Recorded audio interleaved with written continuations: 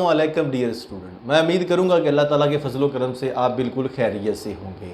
आज मैं आपको बताऊंगा कि बोर्ड के इम्तिहान में जो एक्स्ट्रा क्वेश्चन आप करके आते हैं उनके मार्क्स मिलते हैं या नहीं मिलते। बहुत से बच्चों ने ये क्वेश्चन पूछे हैं कि ये बताएं कि जो हम एक्स्ट्रा क्वेश्चन करके आए हैं क्या वो एग्जामिनर उसको कैंसिल कर देगा, ख़त्म कर देगा, कांटा लगा देगा, क्रॉस लगा देगा, या हमें उनके मार्क्स मिलते हैं।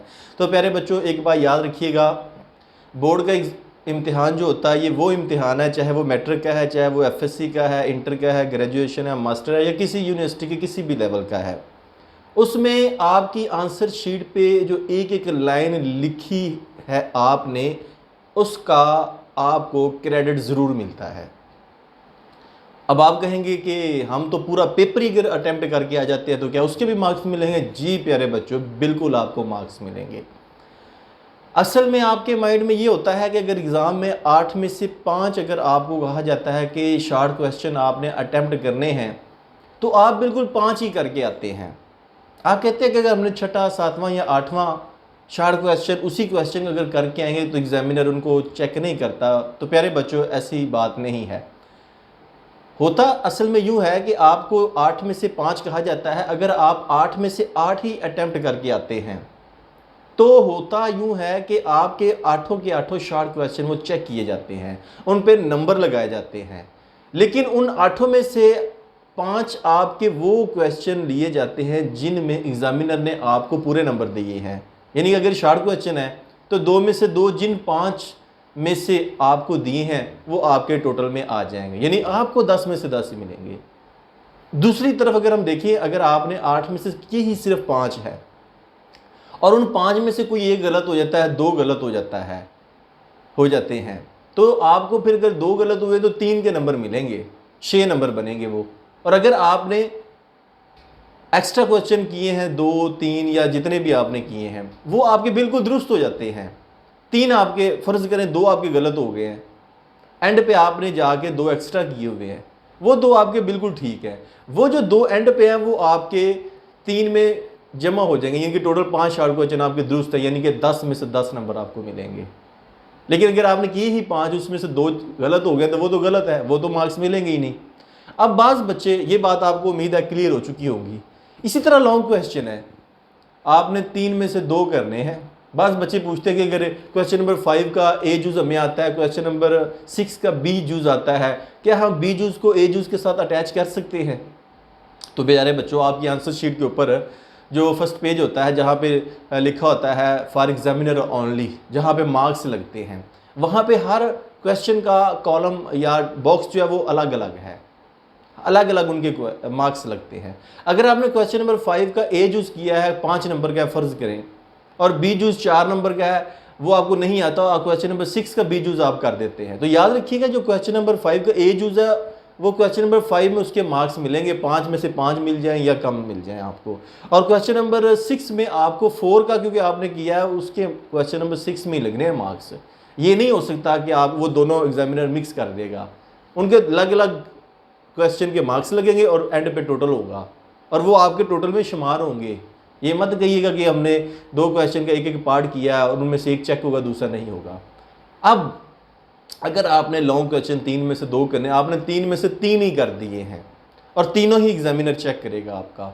अगर फ़र्ज़ करें वो 9 नंबर के हैं तो क्वेश्चन नंबर 5 में आपके फ़र्ज़ करें 8 नंबर बन रहे हैं, 6 और 7 क्वेश्चन में से आपके 9 में से 9 हैं।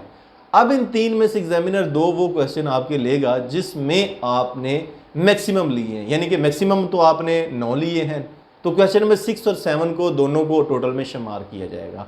और क्वेश्चन नंबर 5 जिसमें 8 नंबर हैं उसको एक्स्ट्रा में तस्वर किया जाए, तो फ़ायदा किसका हुआ? आपका हुआ। तो इसका मतलब है प्यारे बच्चों कि आप अगर पहले पूरे क्वेश्चन करते हैं जितने पूछे गए हैं, उसके बाद एक्स्ट्रा करते हैं तो वो भी चेक किए जाते हैं और टोटल में वही शुमार किए जाते हैं, लाए जाते हैं जिनमें आपने पूरे नंबर लिए हैं। तो उम्मीद करूंगा ये बात आपको बिल्कुल क्लियर हो चुकी होगी। अब बाज़ बच्चे ये पूछते हैं कि हमने जो क्वेश्चन किया है आधा किया है, उसके बाद हमें भूल गया है, हमने छोड़ दिया है, या क्वेश्चन बिल्कुल सारा ठीक किया है, एंड में हम यूनिट भूल गए हैं, तो इस सूरत में क्या हमें क्वेश्चन के नंबर मिलते हैं या नहीं मिलते? तो प्यारे बच्चों, हर क्वेश्चन के स्टेप बाय स्टेप नंबर होते हैं, स्टेप वाइज नंबर होते हैं एग्ज़ाम में।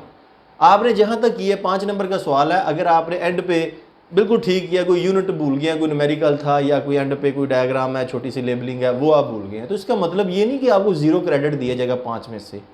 इसका मतलब ये है कि अगर आपने वो तकरीबन 70-80% अटैम्प्ट किया तो आपको 5 में से 3 से 4 नंबर फिर भी मिलेंगे। आपका लास्ट पॉइंट मिस हुआ है तो उसी का 1 नंबर मैक्सिमम आपका डिडक्ट होगा, बाकी आपके मार्क्स पूरे आपको मिलेंगे। तो ये मेरी अपनी बातें नहीं है, ये बोर्ड की जब पेपर मार्क होते हैं तो बोर्ड की जो इंस्ट्रक्शंस होती हैं, जिनको रीड करके जिनको फॉलो करके हर एग्जामिनर ने आपका पेपर चेक करना होता है। और बाज़ बच्चे क्या कहते हैं कि हमें इंग्लिश में काफ़ी ग्रामर की मिस्टेक हो जाती हैं, उसके मार्क्स कटते हैं या नहीं कटते। तो प्यारे बच्चों, जो भी लैंग्वेज का सब्जेक्ट है, चाहे इंग्लिश है, अरेबिक है या उर्दू है, अगर उसमें आपने ग्रामर की कोई मिस्टेक की तो उसका नंबर ज़रूर कटता है। बाज़ बच्चों को ख्याल कि जो साइंस के मज़ामीन होते हैं, सब्जेक्ट्स होते हैं, केमिस्ट्री, फिज़िक्स, बायो या कंप्यूटर, उन पे अगर स्पेलिंग मिस्टेक हो जाती हैं तो उनके मार्क्स नहीं कटते। तो ये बच्चों, प्यारे बच्चों, ये बात बिल्कुल गलत है। इस तरह तो आप हर वर्ड, हर सेंटेंस, हर क्वेश्चन के अंदर गलती करेंगे तो उसका मतलब है कि आपके नंबर नहीं कटेंगे। कभी देखा है आपने इतनी ज़्यादा गलतियाँ की हों और पूरे नंबर आए हों? ऐसा नहीं है। जहाँ पे आप मिस्टेक करेंगे वहाँ पे आपका मार्क्स जो है वो डिडक्ट ज़रूर होगा।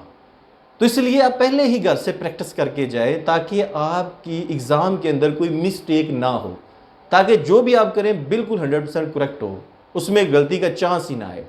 इवन कि अगर आप पूरे पेपर में एक भी लॉन्ग आपको नहीं आता, हर क्वेश्चन का आप शॉर्ट क्वेश्चन बना के लिख के आ जाते हैं, चाहे वो शॉर्ट है चाहे लॉन्ग है, तो फिर भी आपको शॉर्ट क्वेश्चन के मुताबिक हर एक के 2-2 भी नंबर मिलेंगे।